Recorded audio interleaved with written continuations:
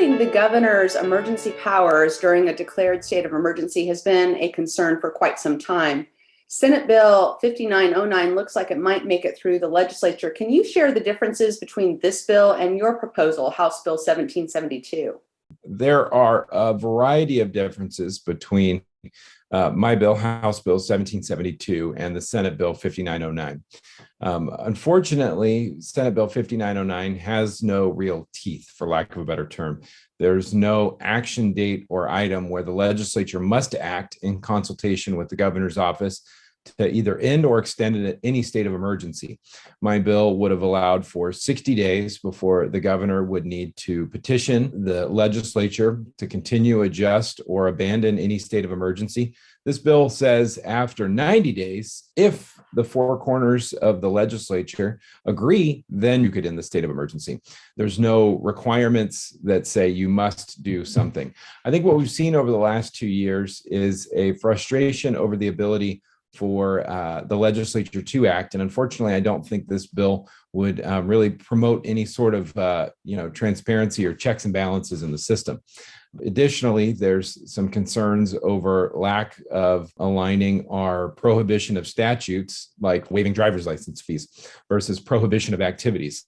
Your restaurant can't be open. My bill would have allowed the legislature to provide greater oversight and input on those going forward, whereas this bill, 5909, doesn't really have those type of checks in it. So all in all, a lot of work left to be done in this bill, and I'm confident that we're going to be able to put some more teeth on this bill to make it workable for the people of the state. The majority party seems to be focused on fixing many of the bills that they approved last year. What are some of the reforms that they're trying to put in place? And are they really going to take care of some of the problems that were created? That's another great question. I believe the answer is mixed.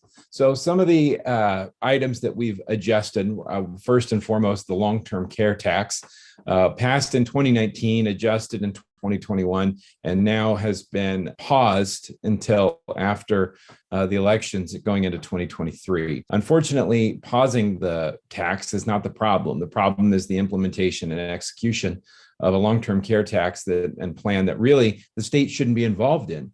Pausing it's not going to fix the problem. There was clearly a distaste for this type of proposal from the get-go. It was overwhelmingly rejected by the voters in an advisory vote, as well as the number of opt-outs we've seen were 4 times what the state projected there would be.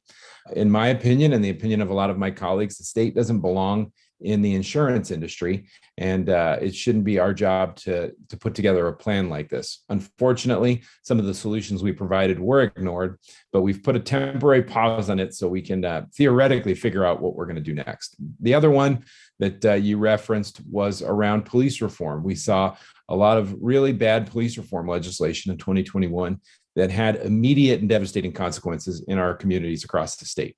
This year, we've provided a number of what we will call fixes to clarify what police can and can't do, as well as make sure that we're not prohibiting less lethal uses of force in state law.